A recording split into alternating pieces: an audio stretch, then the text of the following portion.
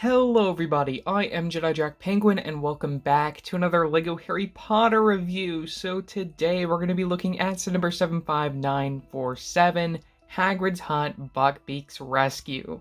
This set includes 496 pieces for the price of $59.99 when it released on June 1st of 2019. Now this no doubt is regarded as one of the best renditions ever of Hagrid's Hut. And for good reason, that it is probably one of the more accurate representations from the later films. Speaking of the box art design, we have the style continued from 2018 with your main characters and logo at the top, minifigures at the bottom, and you get the Hogwarts grounds as the background for the set. And they do note that you get a light brick in here just like the last rendition of Hagrid's Hut released in 2010. From the back side, you get a look at the interior. This is open back, just like the Hogwarts Castle sets for the time, and you also see your characters interacting in some of the different situations you can recreate within the interior. Included in the box, you get a total of 3 numbered bags, in addition to a loose bag with the big mold for Buckbeak. You also get your stickers and instruction manual. Sticker sheet, all of these of course go on the build for Hagrid's Hut. Instructions mimic the front of the box for the time period. Win guy from the back, piece count 2 pages, and a quick advertisement showing the Hogwarts Castle lineup from 2018 into 2019 with the Hogwarts Clock Tower. Would love to do some new videos on these sometime soon, just looking back at how this castle system was in comparison to what we're going to be getting in the future. And then from the other side, you'll see all the other 2019 non-retail exclusive sets advertised. Some really great sets on this wave.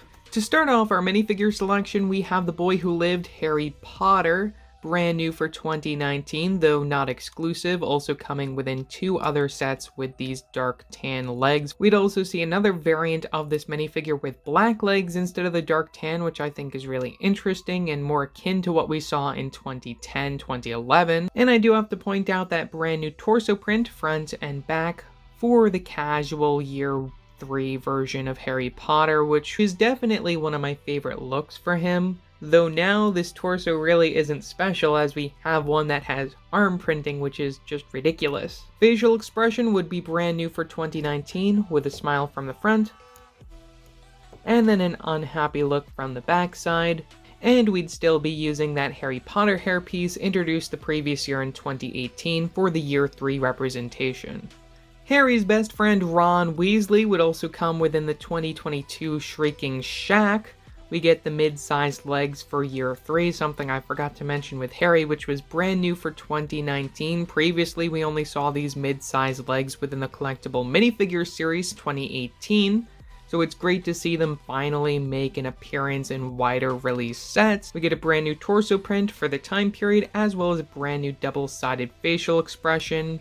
I'm just going to spin him around so you can take a look at the back printing on that torso. Really great figure design, very happy with how he turned out. Same hairpiece that we saw for the year 1 through 2 representation. And that facial expression, as I said, smile from the front, and something that I think better fits some of the later films for Ron. We have a grumpy, unhappy look.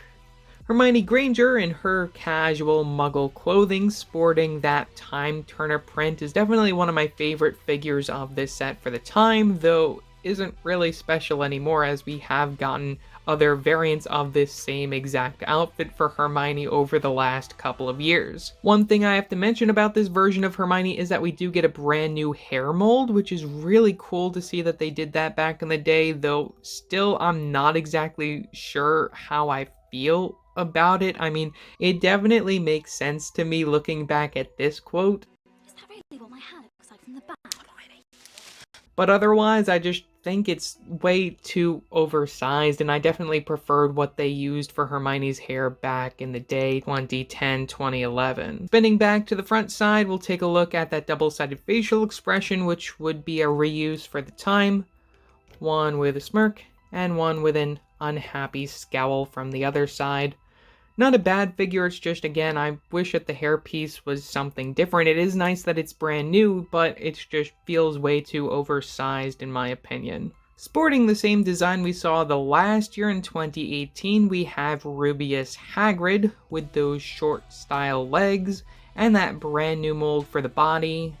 and the arms and the beard piece. Get one accessory being the lantern, though you'll find other accessories for him in his hut. No printing from the back, which is totally fine.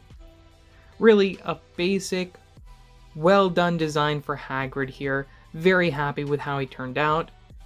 And I'll also remove the beard piece, so you can see the facial expression. And if you're interested to see how this guy is fully put together, we have these pin connections for the arms. And then from the bottom, you just get the short leg pieces. For the first time ever in LEGO form, we have Cornelius Oswald Fudge, who was exclusive to the set and remains exclusive. We haven't seen him in minifigure form since. Now, this figure does include a couple of prints that we have seen before. The headpiece we saw introduced the same year, or the year prior, I don't remember, within Jurassic World, so this facial expression is nothing special that we haven't already seen, though I think it works well to represent Fudge.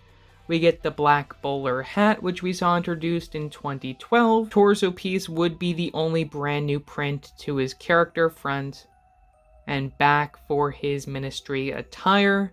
And the legs will be those same exact legs that we saw introduced the previous year within the Harry Potter theme, which we'd also see within sets from Marvel and even Star Wars, I believe. And then finally, rounding out our figure selection, a surprise for sure, but a welcome one, we have Walden Macnair, the Executioner, which features two brand new prints, one for the torso and one for the facial expression. You even get his axe, which I think is a really cool build-up. I love how they did it, using those ski pieces there in addition to just having the regular axe piece at the top. You get that sleeveless look, which should have been dual molding. I think it should have been dual molding. No leg printing, which I honestly couldn't care less.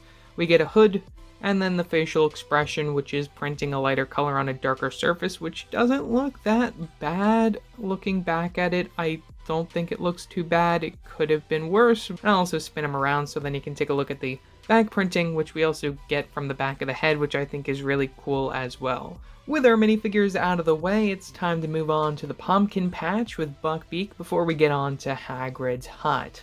For the first time in LEGO form since 2004, not counting the brick-built one from LEGO Dimensions, we have Buckbeak, the hippogriff, which looks absolutely amazing. They knocked it out of the park. I think this version is way better than the one that we have nowadays, which is the same exact mold, it's just colored in white instead of this gray, which I think the gray works a lot better for Buckbeak. That's just my opinion. The printing on this figure is really amazing. I love the eye prints. You can see it from both sides, and just the feather patterns. Very, very happy with how this turned out. Get the posability in the neck, so you can move it up and down, so you can have Buckbeak bow to Harry, which is definitely a feature that I'm happy that they were able to include, and even just down to having the pose for the bow from the very front, I'm really happy with that.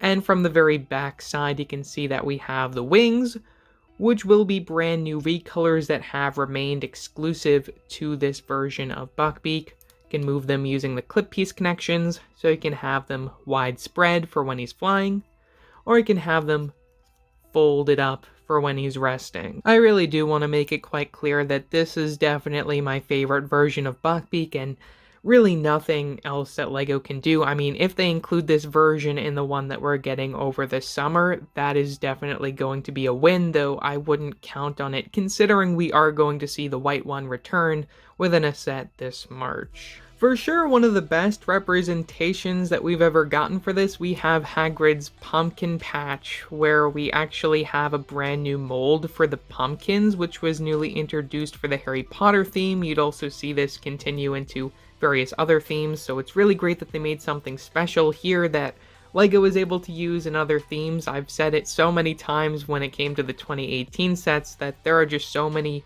brand new molds that Harry Potter introduced that LEGO would get other uses for. We have this pole that works along with this chain that connects all the way to one of these steering handle pieces that has another chain that you can wrap around Buckbeak's neck in order to chain him up to the pole. Big sad. though of course it can have Harry and Hermione snatch him and steal him away to try and help save Sirius, even though we wouldn't get a set relating to that till 2022. As I stated earlier on, this is definitely regarded as one of the best versions ever of Hagrid's hut. Compared to the last versions that we saw, it is the most expensive. One bonus about this version is the fact that we get not only the main front cabin, but we also get the side cabin of Hagrid's hut, which this is the first time that we ever saw this represented in this way, and I love it. Looking around the hut, one other thing that I have to appreciate is just the color scheme of the thing. Lots of grays, which is really cool to see, as well as the olive color and the dark tans mixing in with the browns. Just a really well done color scheme for this set. The roofs, we use some clip piece connections in order to get those angles, and we also have some of those cone-shaped pieces leading up to some arrow pieces. Another thing that I really like is the window designs, which is a lot more accurate for these later representations of Hagrid's hut with those graded looks. Compared to the regular window that you see over here, it's just really interesting to see the contrast in design. We get some stickers for the front doors, which you can open and close. A bit of a departure from what they used to have for the doors within Hagrid's hut. I definitely prefer those more stylized designs, or at least that's what I'm used to when it comes to Harry Potter, so this is definitely a big departure from that. And finally, the last thing I have to mention is that we do happen to get some larger stickers from the outside in order to represent the patterns of bricks and such. On to the interior of Hagrid's hut, you can see a lot of the Technic that's holding this entire set together, which they try to hide it by having some things hanging from the ceiling, though it doesn't really do a great job, and you can even see the Technic from the sides, which is another thing that I minorly have to complain about just because it looks a little ugly, though it does get the job done in order to make sure that it's more of a stable model. I also have to point out that when it does come to those Technic connections, that you can actually separate these two pieces.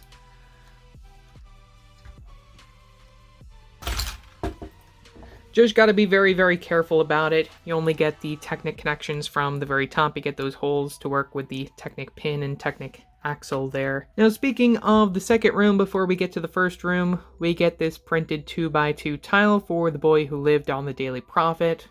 We get a little trunk from the back, which happens to have a chocolate frog inside. And I also have to point out getting this spider piece in the nougat color, I suppose a reference to the 2018 Aragog set. For the other room, you can see a lot of stuff hanging from the ceiling. We have this golden pot, a spoon. We have this whip piece in black, which I'm not sure what that's supposed to represent exactly, though probably some type of rope that Hagrid can use to do something. We have a bucket, and we also get one of those chopping knife pieces from the very top. Down here you can see a little bag for Hagrid, his big chair, even though he can't really sit in it. You can see a candle from the very back over there. We have a bucket that happens to have a shovel, as well as his pink umbrella, so it's great to see that they include that as an accessory. And then of course you get the main table with a little teapot and two chairs, so then you can sit Harry, Ron, or Hermione down in them. Another thing that I find really interesting about this set is that we have a reference in the fireplace to Year 1, to the Philosopher's Stone. We have this egg in the fireplace to represent baby Norbert. Maybe this is a tease to the new Hagrid's hut that we're getting, where we're actually going to be seeing a brand new mold for Norbert, so I think that's really neat if that was a reference to that. But otherwise, just like the Hagrid's hut that we saw in 2010, we do happen to get a light brick, which we can activate by pushing down on the chimney over here.